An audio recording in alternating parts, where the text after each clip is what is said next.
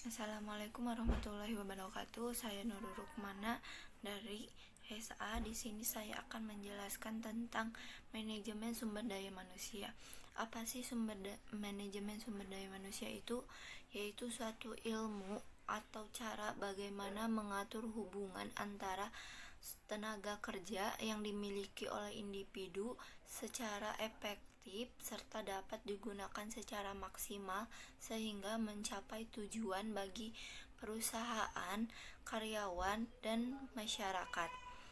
Jadi, manajemen sumber daya manusia menyangkut desain dan implementasi, sistem perencanaan, penetapan karyawan, pengelolaan karir, evaluasi kinerja, balas jasa atau kompensasi, ya, dan hubungan antara tenaga kerja dengan baik untuk mencapai tujuan yang sama di dalam perusahaan tersebut. Selanjutnya yaitu rekrutmen.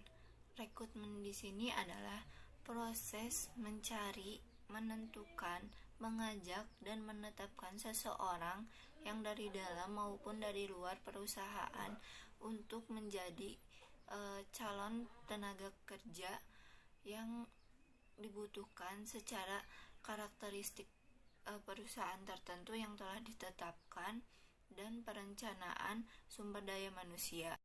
Hasil dari rekrutmen tersebut akan diseleksi lagi, yaitu untuk posisi manakah yang lebih tepat untuk karyawan tersebut ditetapkan dalam perusahaan tersebut agar bisa berkontribusi lebih baik lagi secara efektif di dalam perusahaan tersebut. Setelah diadakannya rekrutmen tersebut, kita sebagai karyawan harus menaati peraturan-peraturan yang sudah ditetapkan oleh perusahaan tersebut. Perencanaan perusahaan harus kita lakukan dengan semaksimal mungkin agar perusahaan tersebut terus berjalan dengan tujuannya. Selanjutnya, adapun tujuan dari manajemen sumber daya manusia. Yang pertama, untuk mengembangkan efektivitas sumber daya manusia di dalam perusahaan. Yang kedua, untuk memperbaiki kualitas kinerja karyawan di dalam perusahaan tersebut.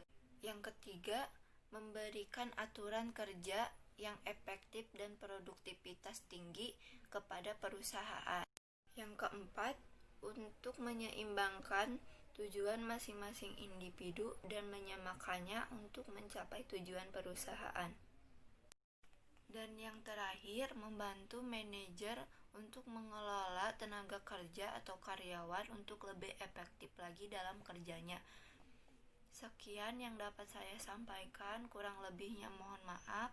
Apabila ada yang salah, mohon dimaafkan. Wabillahi taufiq wal hidayah. Wassalamualaikum warahmatullahi wabarakatuh.